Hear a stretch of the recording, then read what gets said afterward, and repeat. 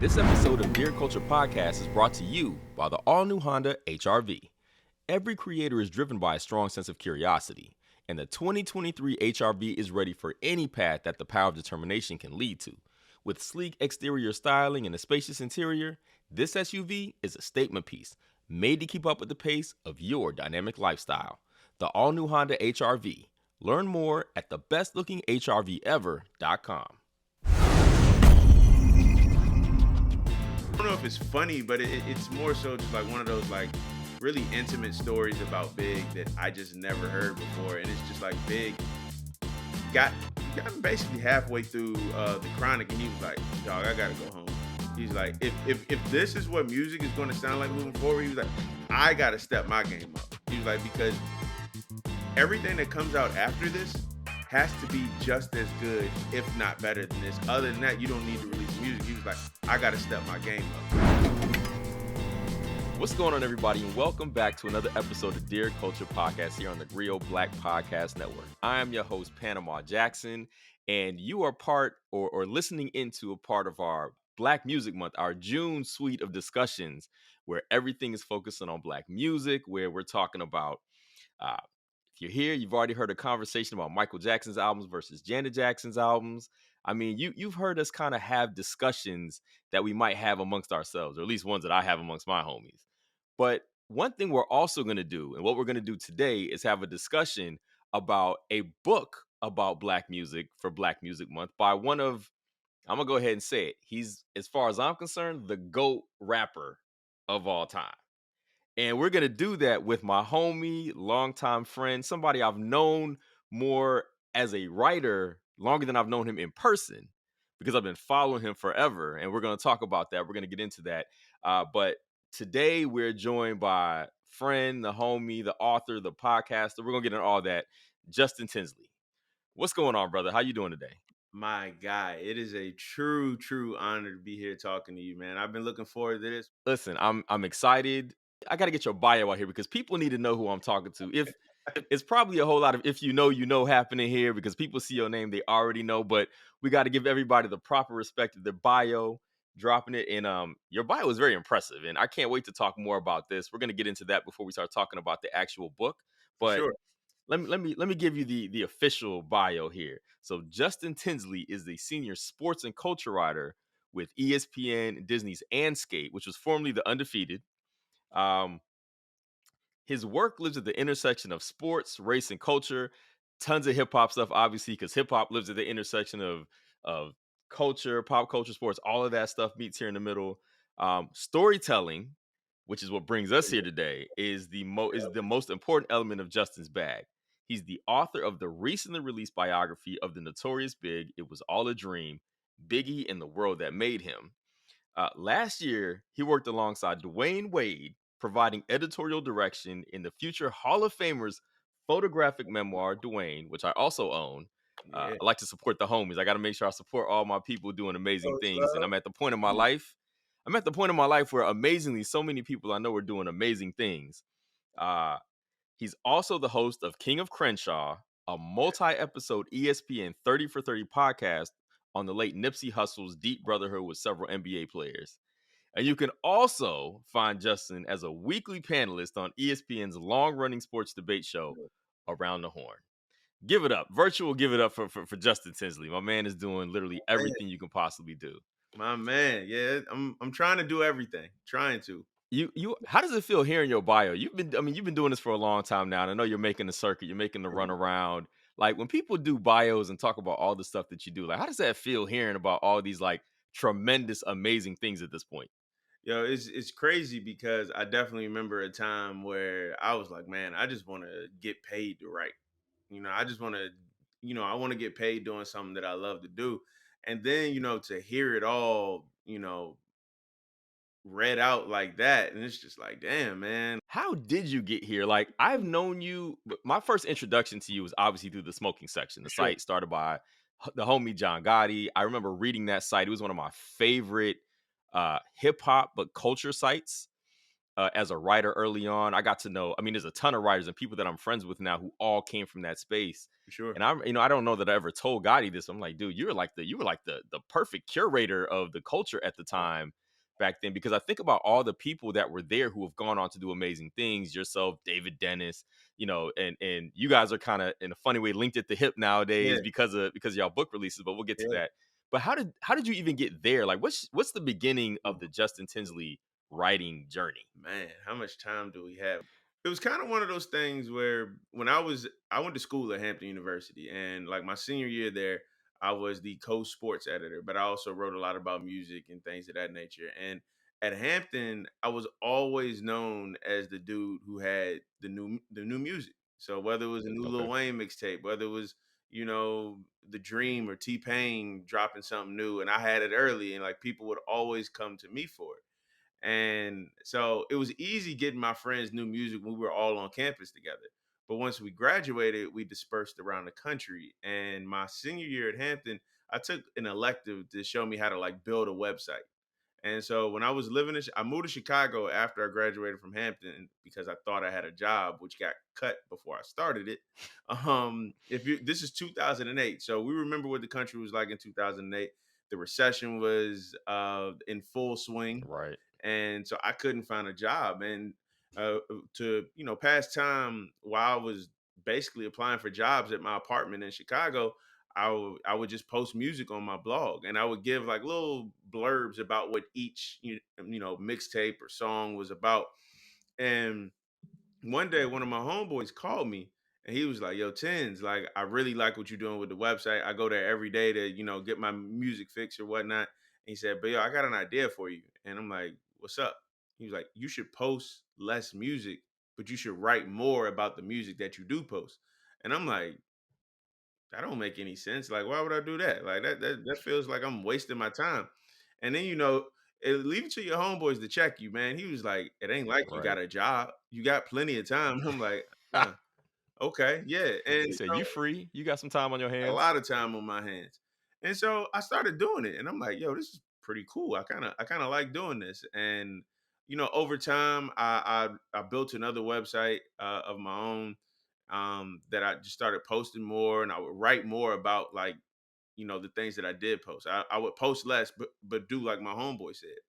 And that kind of parlayed, that kind of snowballed into, I was writing with different people, Karen Civil. And then a couple of months later, I saw the smoking section, which was a site I always read, because even back when I was in college, I thought the smoking section, that was like my version of like Rolling Stone or New York Right. Times or whatever these pristine publications were like. And I saw they were looking for new writers, and I applied. And one thing led to another, and they basically accepted me in. And Gotti told me from day one, he was like, I don't care what you write about, just what I mean, make it dope, and I'll take care of the rest. He literally told me that, I'll take care of the rest. And once I was on there, man, I was like, yo, I gotta become like one of the more known writers here. I want my voice to get out there. And I just used the smoking section as a means to just basically like chisel away at finding my own voice, finding the perspectives that I love to write about sports and music and pop culture and politics and whatever topics that interest me. Because Gotti didn't give me like a lane to stick in. He basically said, go create your own lane.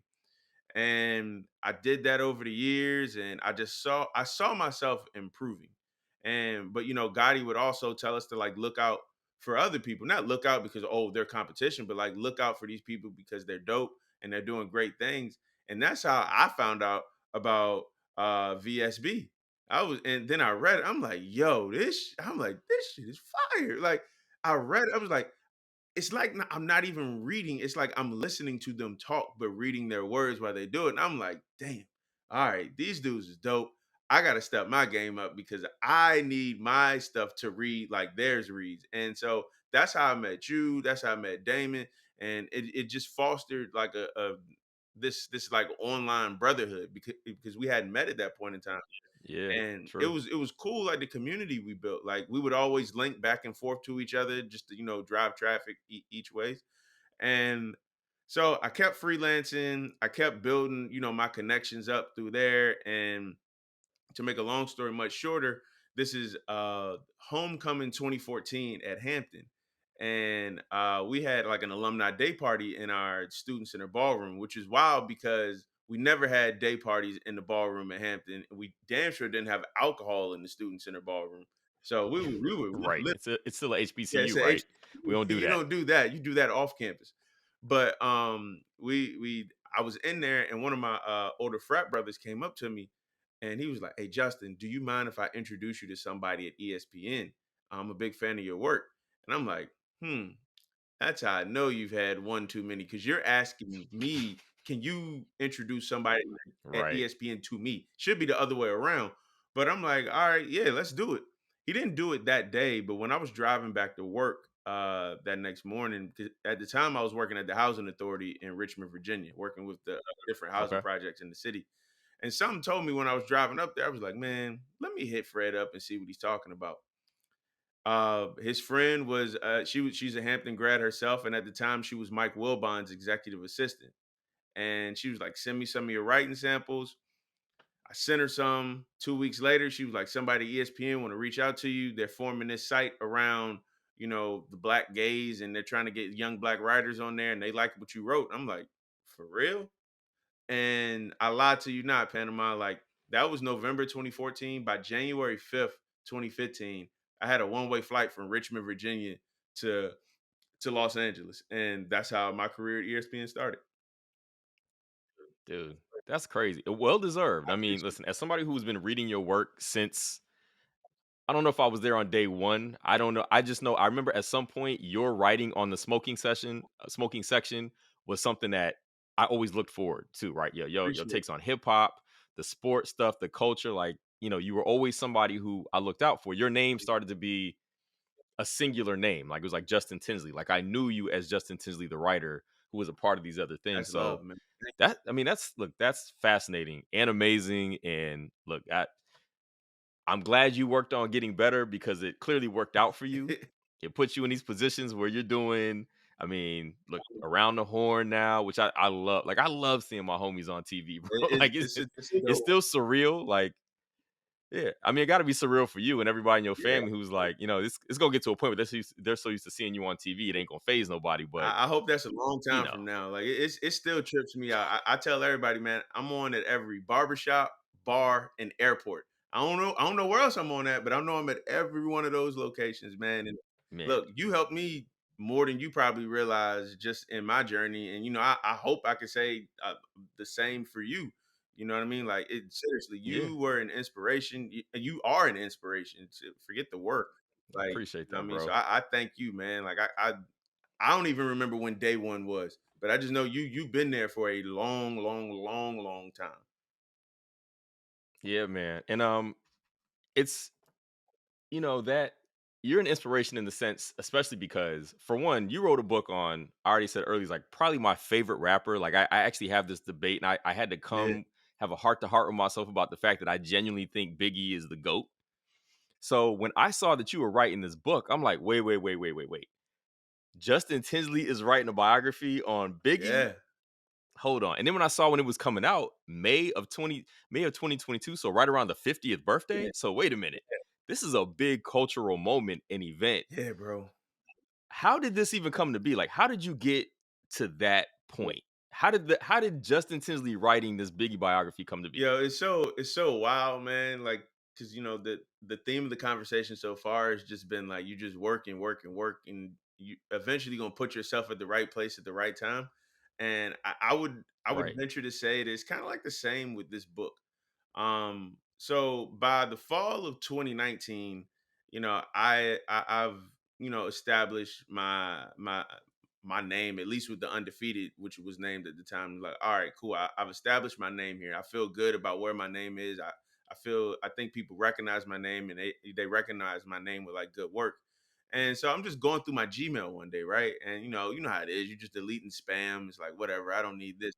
I Right. come across this email, and I actually looked it up the other day in preparation for this conversation because I really wanted to know like what is the literal like day one, moment one, second one of how this entire journey began. Uh, I get an email and the subject line says Biggie book, and I'm like Biggie book. I'm like, Just as yeah, Biggie it's just book? Biggie book. I'm like, That's I'm like, awesome. I don't know of any Biggie books. Because I would have Yeah, deleted that. I almost did. I almost did, but something was like, you know what, Justin, just open it and see what it says. And I opened it, and it was from the gentleman who eventually became my editor on the book. His name is Jameson Stoles, and he obviously works at Abrams Press, Abrams Books. And he reached out and he was like, "Look, I know this is a shot in the dark. I know this is, um, not the common way for these things to go. But you come highly recommended from some people who I work with, and I've read your work, especially on Biggie Smalls. And I wanted to know if you would be interested in writing a book for Abrams, a biography of Biggie that will come out around the time of his 50th birthday." And I'm like, this is wild because everything I knew about the book publishing world is I come up with the idea and I pitch it to you, Panama, Right. and then you decide if you want to, take the next steps. And I'm like, I've never thought I would have somebody approach me about a book, especially a book on somebody like Biggie Smalls.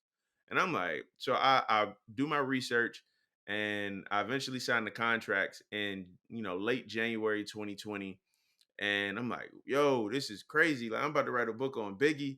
And then, after the new car smell, goes away, and it's like, damn, well, I can't give the first half of this check back because I had to use that on some stuff that I had to pay off and just in my own personal world. Like, so I really got to do this book now. And the one question hit me, and I'm like, damn, okay, what do I tell people about Biggie Smalls that they don't already know? Because at this point, he's like a folk hero. Like, and so many, documentaries and Yes. books about the Yes. investigation behind his murder and all those things have been written. And and I still am a big fan of Cheo Hadari Coker's original Biggie biography, Right. Unbelievable. I Right. think that's an incredible book. And It is. It is. yeah, I it's agree. it's phenomenal. It definitely helped me out a lot in my process. And he was actually one of the first people I talked to once I signed the contract. And I was nervous because one, he knew Big personally. Like, Big loved Chael. And he told Chael once, like, I want you to be my Alex Haley. And I'm like, okay, well, that's no pressure at all, Tins. No pressure at all. And Chow, he hit me back and he was like, "Yo, I'm so happy for you. I'm so proud of you." He said, there definitely needs to be another big biography, one written in the vein that isn't like a who killed him. You know what I mean? And here are the 8,000 conspiracies behind that. Obviously, you talk about that stuff in the book, but when he gave me like his blessing and his cosign, I was like, all right, I can do this. And so I booked all this travel to Atlanta, where he had ties. Obviously, I was going to spend some time in Brooklyn, LA, Chicago. I did all of that in February 2020. I booked all that travel.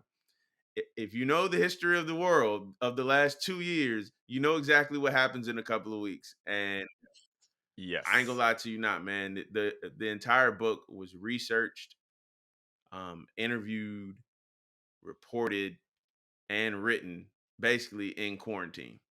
So this thing where Wow. All right. Let's hold that thought. Well, I want to dig more into that. Let's take a quick break.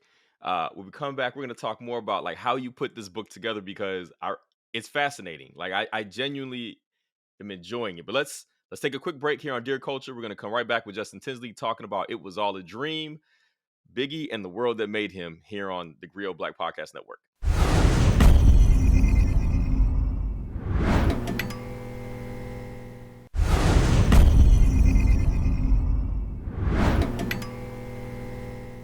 All right, we're back here on Dear Culture with Justin Tinsley talking about It Was All a Dream, uh, Biggie and the world that made him. A new book about the notorious B.I.G., Christopher Wallace. And this book really is about both because there's a lot of discussion about both Biggie and Christopher Wallace and the two worlds they occupied and where they meshed and where they didn't, all through this book.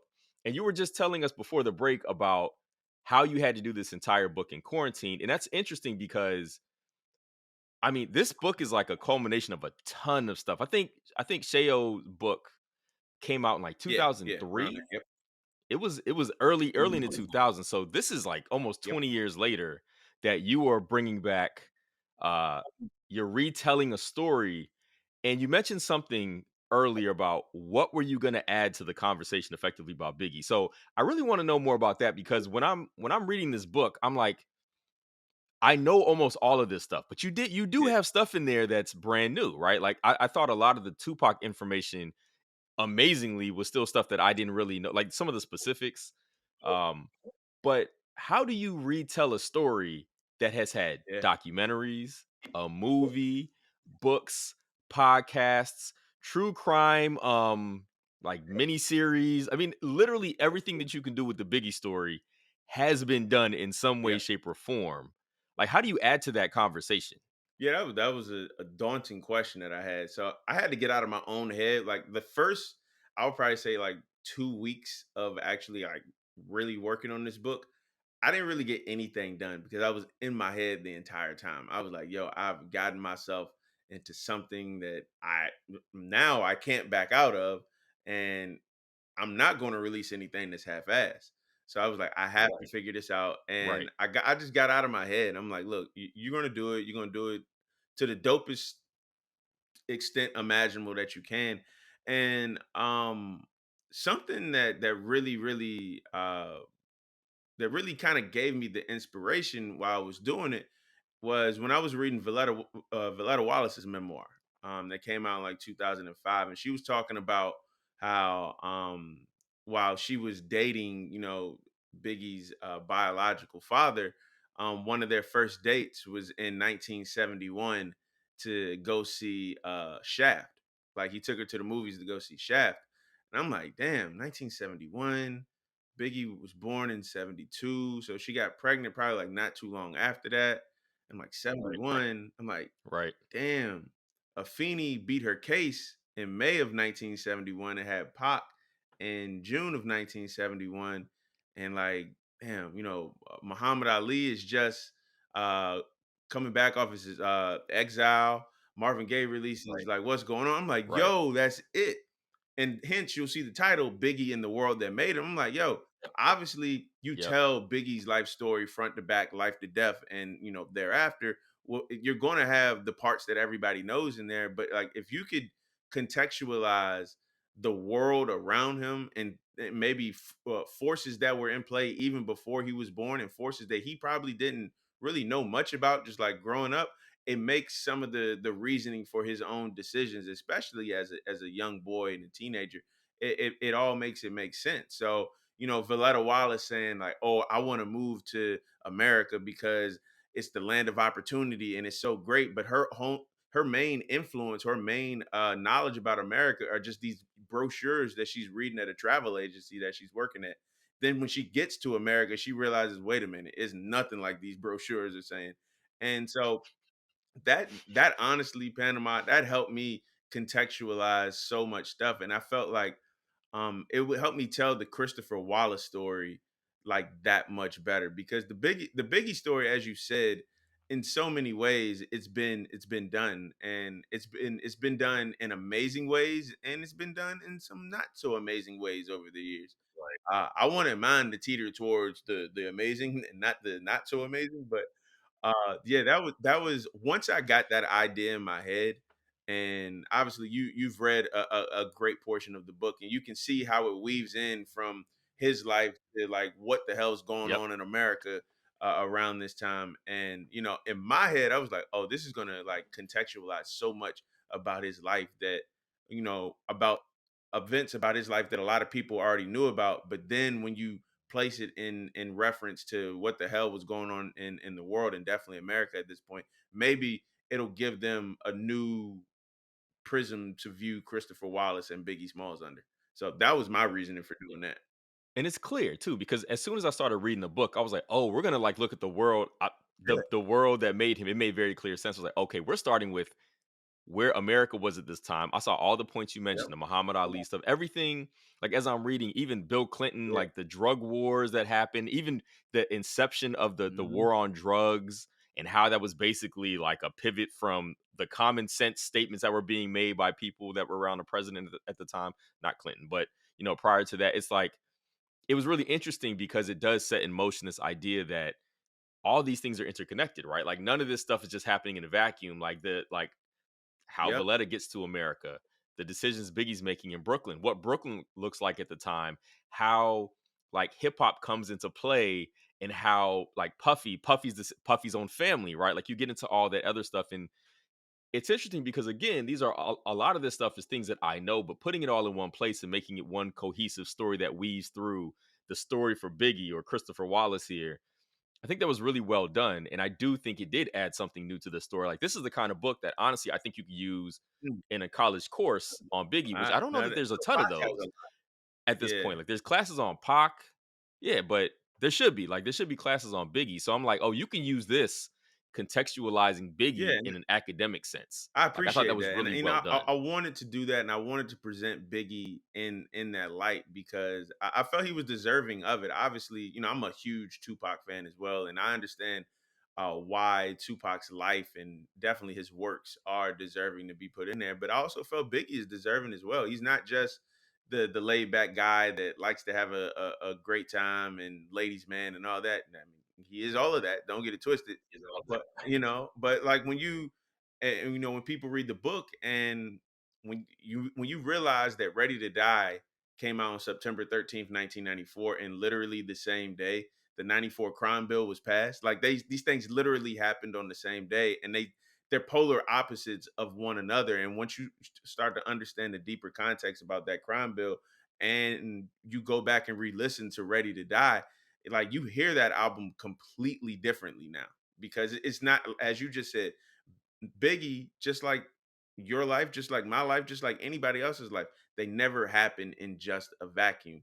Biggie's life story would never be about just Christopher Wallace. It's going to be about the people around him, the opportunities that were in front of him, the opportunities that were taken away from him, and some beyond his control, some within his control. And I felt like if I could do that, I could paint Biggie Smalls in like this different light that we haven't seen, and especially for obviously, people like you and I, we remember Biggie in real time, and we remember where we were when he Right. passed and how gaping of a hole that was. But I mean, it's been 25 years, so there's a lot of people who weren't even alive when he lost his life. So I hope when they pick this book up, they'll have pretty much the same understanding that you had. Like, oh wow, like it wasn't just him making music and getting all this adulation, and he beefed with Tupac and then he died in a tragic manner.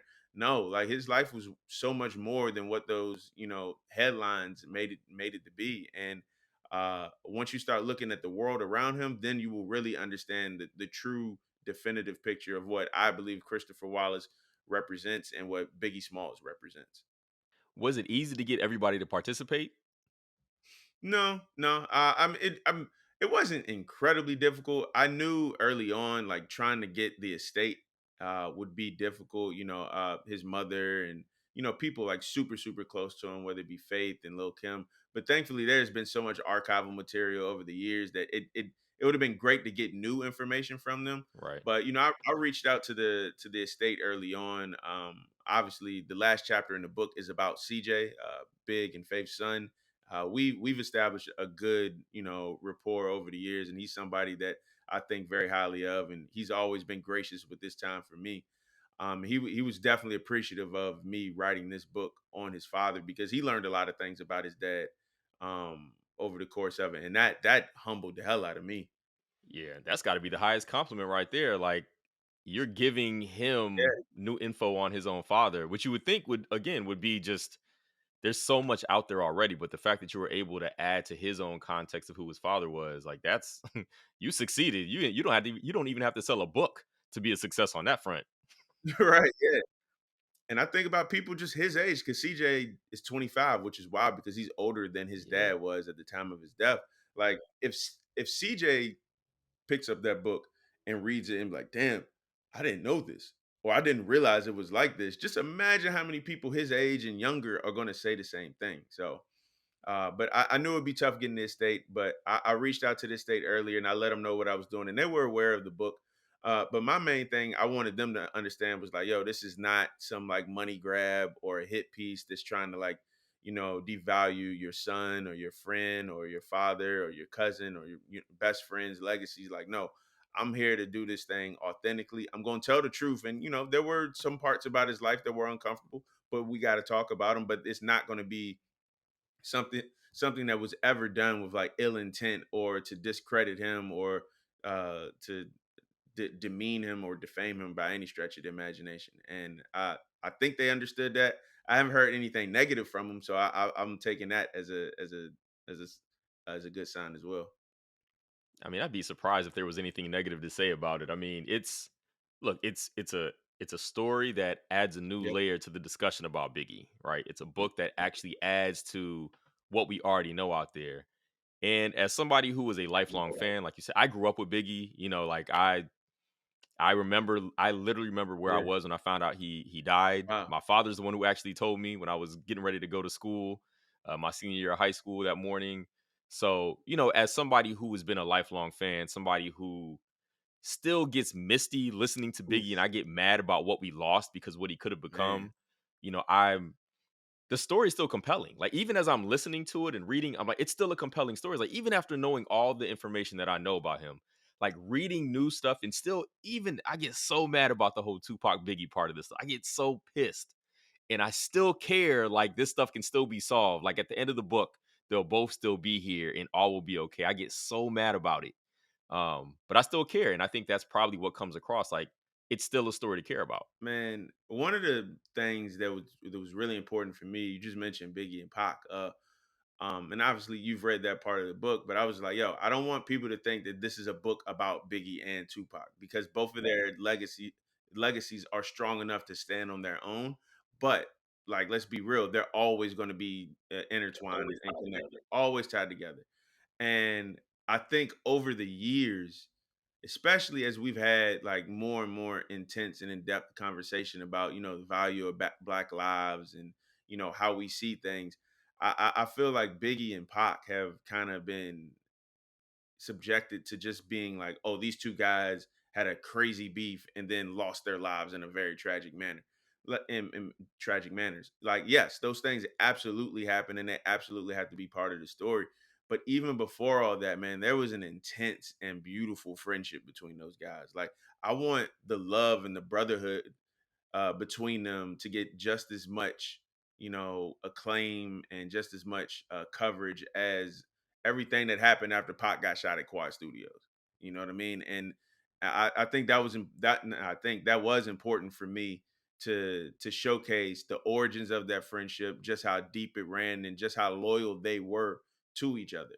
Because eventually we're going to get to the parts where, of course, hit them up and they run into each other at the Soul Train Awards in '96, and that was important for me because I think when we just like define them as beef and death, we're kind of we're stripping them of their humanity. And like those two dudes had they lived lives. They weren't here for a long time, but they lived a lot of life in the little time that they did have.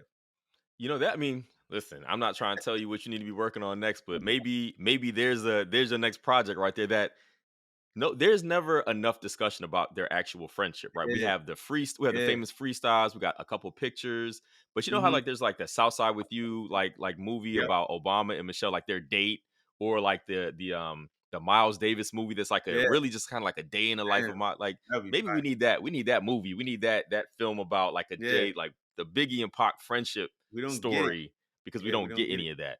Um it just doesn't exist anywhere. Like everybody has to mention that because it's true, but because of the other stuff that really overshadowed the rest of it, I feel like we get lost in the fact that by all accounts, like everybody who was around, they were legit like friends. They genuinely valued each and you spend a lot of time talking about that. Like they legitimately valued one another and like respected each other and liked each other in a way that, like we could have it could have been amazing if they ever gotten an opportunity to I don't know. Yeah, it could have been, man. Like their friendship is a footnote, which is unfortunate. But like while we're here, people like us, while we're here, there's always ways to change that moving forward. And I don't know. You may have just given me an idea for something. It may not be the next project, but it's something I would be interested in working on. I'm gonna wait on that because I mean, based on all the the different types of stuff that you've done, I think you can knock that out.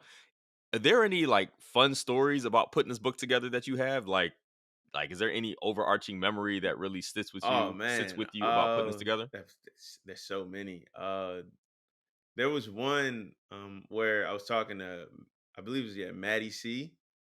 And he was just telling me stories about, because Maddie C would get all the new music for the source and he would review it like this is well before the internet. Right. Kids of the internet will never know about the days of actually having to wait for a release date. There was a really cool story he told about he got the advanced version of the Chronic. And so he's sitting at his brownstone in Brooklyn and he's smoking. He was like, "Yo, let me call Big. Let him listen to this," because he knew Big.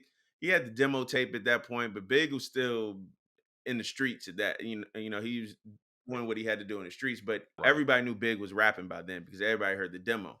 And Matty C was about to put him in, the unsigned hype column. But he was like, "Yo, Big, come over to my house. I got something I want you to listen to." And so they're over there, they're sitting, they're smoking, and he's like, "What is this?" He was like, "Yo, this Dr. Dre's new album." And he was like, "Word? Dre got a solo album?" Because Big was a fan of everybody. This whole East Coast, West Coast thing will lead people to believe that he only listened to people from New York and that's it. Like, Right.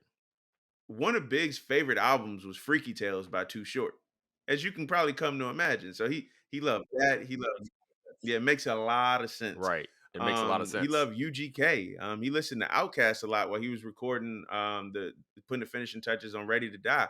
When Matty C called him over there, they're smoking, they're basically high out of their mind. And Big is listening to this, and he's just sitting back in his chair, like got the blunt in his hand, but he's not even smoking the blunt. The blunt is basically burning. And he was like, "This is the most incredible thing I've ever heard. Like, what is this?" And I don't know if it's funny, but it's more so just like one of those like really intimate stories about Big that I just never heard before. And it's just like Big got got him basically halfway through the Chronic, and he was like, "Dog, I gotta go home." He's like, if this is what music is going to sound like moving forward, he was like, "I gotta step my game up." He was like, because everything that comes out after this has to be just as good, if not better than this. Other than that, you don't need to release music. He was like, "I got to step my game up." And it's very rare that you hear a story about Big saying like, "I got to step my game up." And this is well before he became the star. Right. And so it was I really love that story that Maddie C told me about Big hearing the Chronic for the first time like 3 or 4 months before it came out. Bro, I still remember hearing the Chronic for the first time. So I I was in it's 92. I'm in 8th grade at that point, I think, or 7th, 8th grade. I still remember that. I still remember my tape. And everybody felt the same way. Even as little kids, we're like, this is the most amazing thing I've ever heard in my life. Before we cut to a break, I do want to ask you, you mentioned earlier, but like this book has come out. The release it's been in the world for I think almost 2 weeks now. How is that? How does that feel for you, man? Because this Yeah, is listen, as somebody who is a writer who for sure. looks forward to putting a book out into the world, I'm always excited when I see people. When I went to on May 11th, I went to Barnes and Noble and I went to Black bookstores here. I have a relationship with Black bookstores in DC, so I go check them all out. And I go pick up copies everywhere. But I love walking into bookstores and seeing the books from people I know. And I'm like, yo, I know this guy. Like, this is somebody I know. These are my people. And I'm Right. able to do that so much more and more nowadays. Like, I could go in there and be like, yo, I know this person, this person. Like, it's like Yep. albums. It's like looking at albums. Like, yo, I know the person that dropped this. Like, how do you feel, man? Like, how does it feel to have this out in the world? Such a Yeah. monumental thing because this ain't just a book about anybody. This is Biggie. Like you are about to basically creating Yeah. a definitive work about a definitive artist. And I mean, that's amazing. Bro, it's still surreal to me. And I remember you posted something, I believe it was on Instagram when you posted that. It was like, "Yo, it's dope walking into these bookstores knowing like, yo, I can point out like 6 or 7 people I know personally. Like they're in my phone." For me, I felt the same way. And it's just like, yo, man, we like it feels great seeing people that you've known for a long time, who you've known are great at what they do and get the success that you know they deserve. And so just walking into like Mahogany Books and seeing my book with yours or with Danielle Smith's or David Dennis, I'm like, yo, this is really crazy. It's just like how Panama said it would be. Like I can point out books that I know the authors. And uh I never want to lose that feeling. Like I never want to lose the feeling of what I've had for like these last 2 weeks since my book came out. And I love seeing people post pictures on Twitter or Instagram or Facebook or whatever social media outlet they like to use. Like, yo, just cop this book, just got this book, can't wait to dive in. And it's just one of those things. It makes that writing is a very lonely process, and you question yourself a billion times over. And I want to take Yeah. this moment and this feeling with me as I work on whatever projects I have in the future. It's like, no, the end result and the payment, if you put your heart into it, it's gonna pay you back in ways that, in like tenfold. So I love it, man. I love it. And I never want to forget what this feeling at this very moment feels like. Kudos to you, brother. I mean, hand clap, dog. Like I could not be prouder. Hearing that from you, that means a lot, man. Like I love the basically the overwhelmingly positive reviews I've been getting about it. Every now and then you'll have like a person on Twitter with like a dog avy saying like, I hate this book, it sucks. And I'm like, well, if you They bought it, didn't read then it. hey, yeah, Right. I hope you bought it and then didn't like it. So but no, to hear it from people who I deeply, deeply admire and respect and consider a friend, I want you to know that from the bottom of my heart, that means a lot. So thank you, bro. I appreciate that. Seriously. Yeah, man. All right, we're gonna take a real quick break here, and we're gonna come back with some black fashion, some black recommendations, and we're gonna find out where you can get Justin's book, where you can find his work, and all that here, right here on Dear Culture.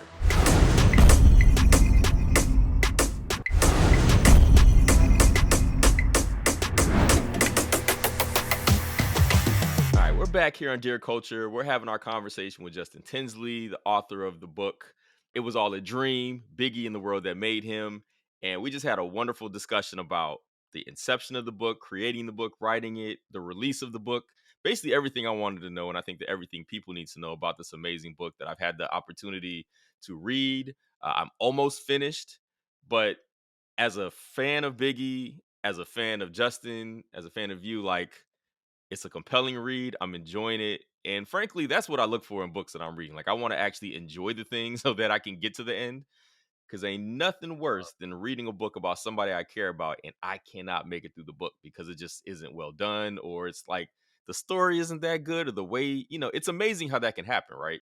Yeah, yeah, it is. It is. And I'm glad my book isn't that for you. So I appreciate that. This book it's a page turner like a mug, bro. It's a page turner like a mug. And that's that's another one of those high compliments that you can give an author. So this segment of Dear Culture is the part where I like to have fun with the guests and talk about a couple things. So No. we always like to Hmm. say in our community that black people are not a monolith. It's one of our favorite sayings. Well, what I have come to find out about this segment, which we call Black Confessions, which are basically black confessions, confessions about your blackness, effectively, is that this is so true because the things that people share on this segment typically, now people usually talk about movies and stuff. I'm gonna have to start telling people they can't talk about movies anymore. Everybody wants to tell me movies they haven't seen. The amount of people that haven't seen Friday is frankly embarrassing. So I can't let people do that anymore. Yeah, it's a lot of people never saw Friday. I don't understand Yeah. that. But either way, you sir though, you have a black fashion, and I saw this in advance. I this is gonna be a fun conversation. So please, sir, share with us your black fashion. Justin Tinsley is on the black fashion stage. Go ahead and share your black fashion. Okay, here's the backstory. So it all started over quarantine. It has nothing to do with the book. All started over quarantine. There's no sports on TV except for The Last Dance. There's no music coming out because why would you release music in a quarantine? You can't do anything with Right. it. And I started watching this series off the recommendation of my wife. And she told me she started watching it years ago and she laughs. She thinks it's hilarious. And everything I knew about this show would not, my blackness would not allow me to like the show because of the history it had with another show that was super black. I'm going to come right out and say it. Friends is funny as hell, dog. Go I'm ahead. sorry. I don't know what else to tell you. Yo, Panama. I was so adamant, like, hell nah. I was like CB4 and I'm black, y'all. And I'm black, y'all. I'm like, I ain't watching no Friends. And after what they did to Living Single is the superior show. And for the record, I still love Living Single. I watch all the episodes on repeat, rerun.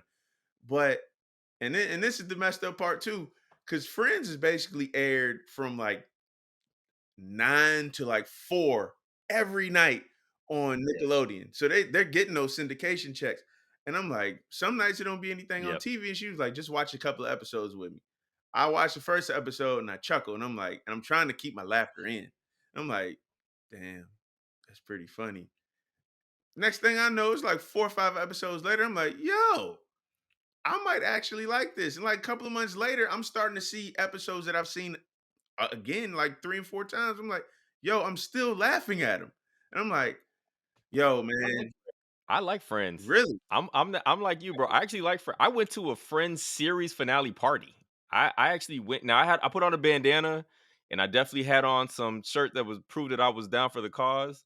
But I enjoy Friends. I always like. I have favorite episodes of Friends. Like I genuinely enjoy it. Bro, like in like the six main characters, like yo, they're all funny in like their own way. And I'm like, yo, Yep. this is I'm like, I was invested in the relationship of Ross and Rachel. Like I yo, actually cared. yo, I wanted them to work out. Like that's so I'm listen, I'm with you. I love Living Single. I'm with you. Living Single, GOAT show. I'm all there. But I really I like Friends. yeah, we definitely did not give Friends the shake it that it deserved. I think. Like I'm with you. I got favorite episodes.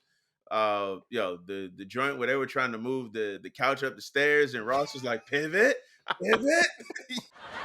Pivot! Pivot!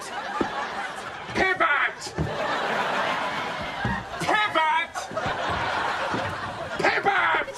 Shut up! Shut up! Shut up!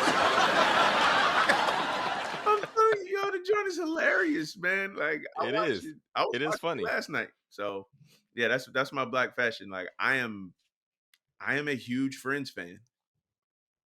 Oh, thank you for sharing with the people. I'm sure more people probably agree with you than you think. Even though the internet would have you think we all hate Friends is just like a general rule, but the truth is it's a good show. I enjoy it. Yeah, it was And I'm unapologetic about that. So, um, but since you confessed to something, I'm also going to give you an opportunity to recommend some blackness to put back into the world, so yeah, that we can right whatever wrong this black fashion may have done for your reputation. So, black recommendation being a recommendation by for and about something black, black culture, whatever it may be. So, sir, what is your black recommendation? yeah, man. And it's just kind of par for the course of what this conversation has been like for its entirety.